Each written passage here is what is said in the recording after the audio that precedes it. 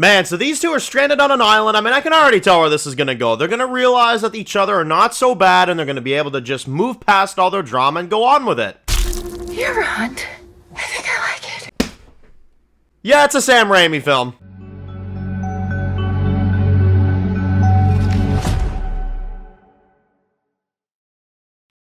Alright guys, this one's going to be doing a review today, this one's going to be doing a review for today, this one's going to be doing another movie review. Just got a chance to see one of the most insane talked about movies that has been going on for the last few weeks. I finally decided, okay, I gotta see this. People have been talking to me about this one, and I'm just like, I got to see this.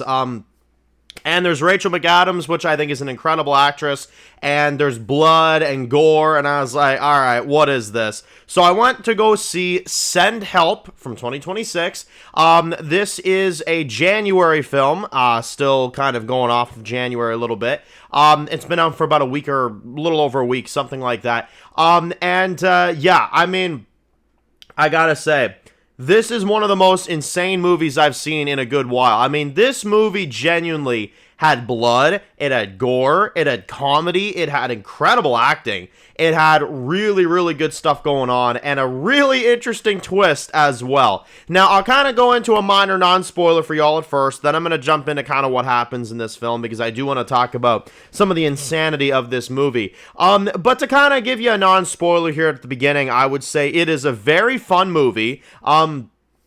Obviously, the director of this film has been doing a lot of crazy movies for a long time, so I knew the track record with this movie, and, well, in general, it's a very interesting concept. You basically have a very unhappy employee, and her boss as well, too, and they are basically not a big fan of each other, is how I'll kind of put it. They're very, standoffish with each other. He doesn't treat her all that good, and she's kind of like the outcast type of vibe, you know what I mean?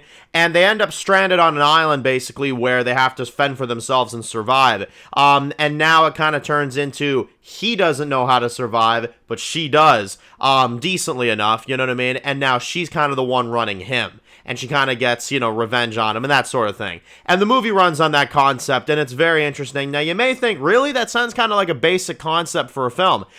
Trust me, I thought so too. When I first heard about it, I was like, that's kind of, like, I don't know, I feel like I've heard that concept, type of thing before, you know what I mean? And that's kind of why I didn't go to see it instantly. I was like, I don't know. But then, again, a buddy of mine told me how crazy it was, and I was like, alright, I'll trust you.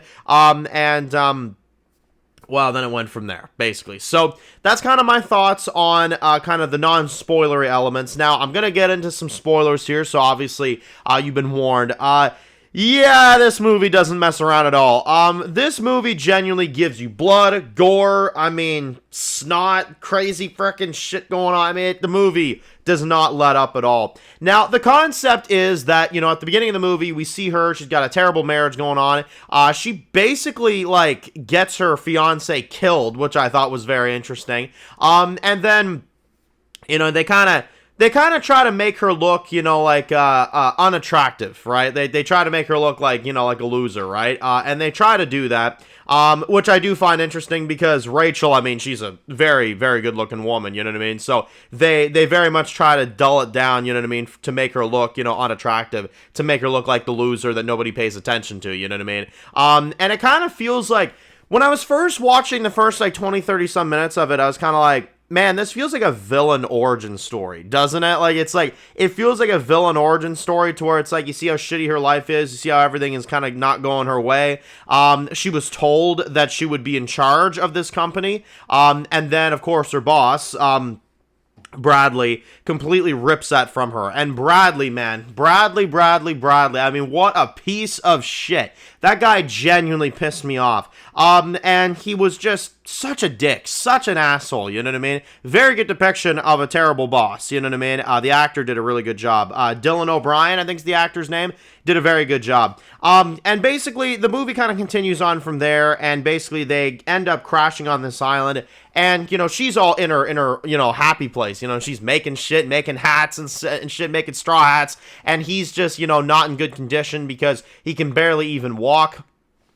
you know, and she's trying to, you know, kind of help him out, and they kind of argue over the course of this film. Now, my only real issue with this is I feel like the arguing and the kind of like, I can do it by myself and this and that, they kind of repeated that a few too many times, I'd say. It kind of felt like we were kind of going in circles a little bit over the course of the movie. I did feel like that kind of dragged a little bit, but I did love ultimately where this all went, because, you know, you kind of see her mentally deteriorating over the course of this movie to such a degree to where when his fiance shows up, you know, she's all like, oh shit, you know what I mean?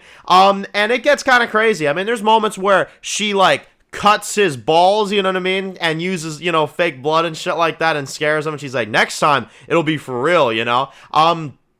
So yeah, it's got that edge to it. The movie's definitely got that edge to it. And you know, I did like when the fiance showed up, tried to save them, you know, this and that. They tried to help each other.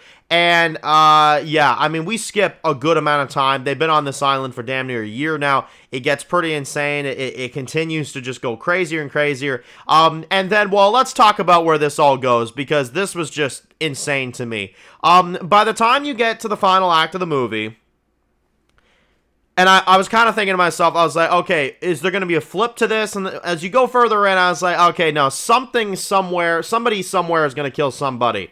I felt it happening after a while. I was like, yeah, this isn't going to be that kind of movie where they get rescued and then they decide that they're not all that bad, you know what I mean? Because that's what I thought the movie was going to be at first. It was like, oh, you're not that bad, because now we spent time together and now we kind of care about each other and this and that. You know, like we've seen that concept many times before. Nope, Sam Raimi does not do that shit. And I was like, okay, this is why this movie has been praised to such a degree and has a 93% on Rotten Tomatoes, is because at the end of the movie, she ends up killing everybody.